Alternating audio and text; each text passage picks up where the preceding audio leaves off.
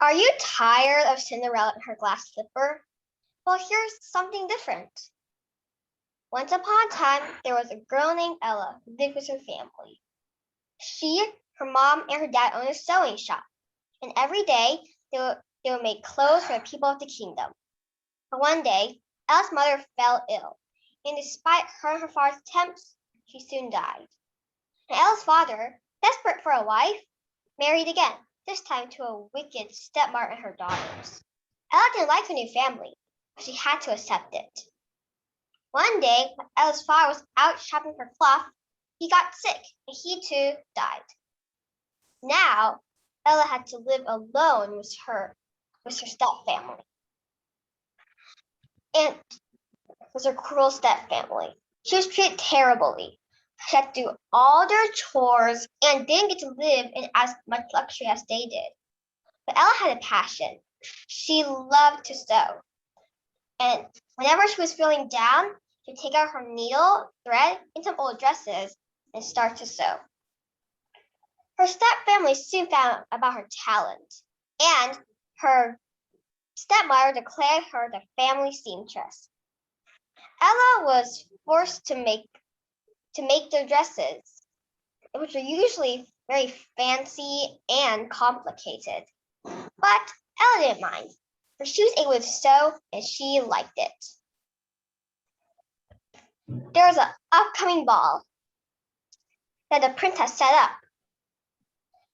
And of course, her stepmother and sisters were super excited to go.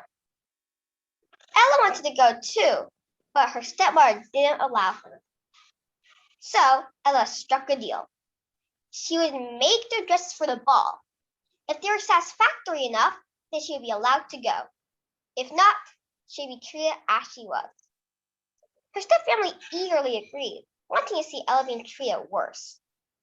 So, every day after her chores, Ella would sew and sew and sew. Her stepmother had to hire a new servant because Ella was too busy working.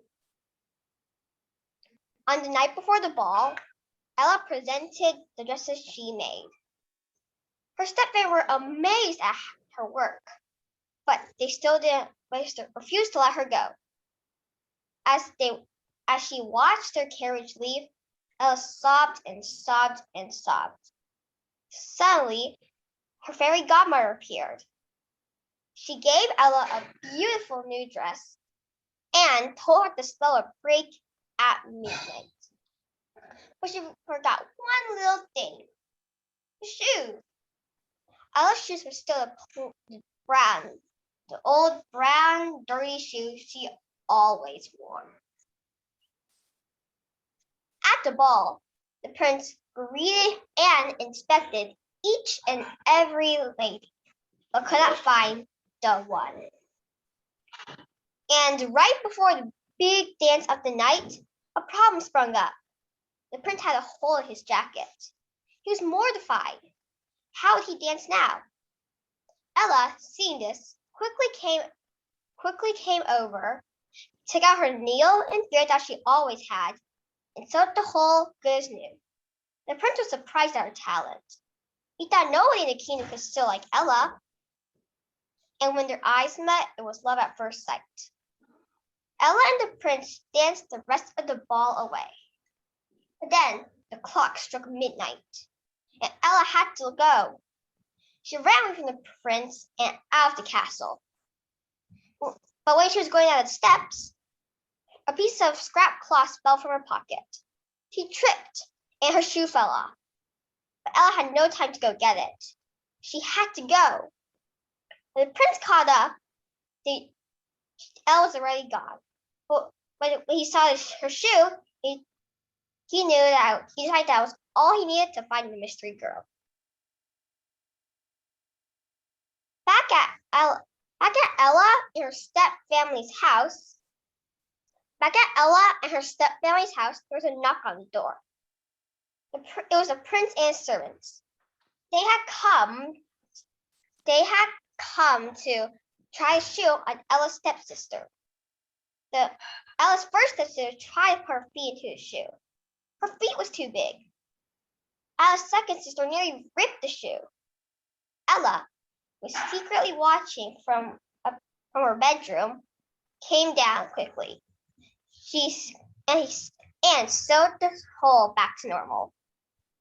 The prince saw this and knew that she was the one. Nobody in the kingdom could sew like Ella. And she didn't even need to try on the shoe. So Ella moved to the castle and lived the life of luxury. But if you think that's the end, then you're wrong. There's more.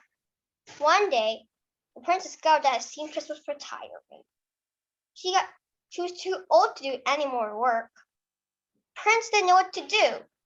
Who would make his clothes now? Ella had an idea. She would become the royal seamstress. Prince happily agreed, and Ella lived happily ever after. The end.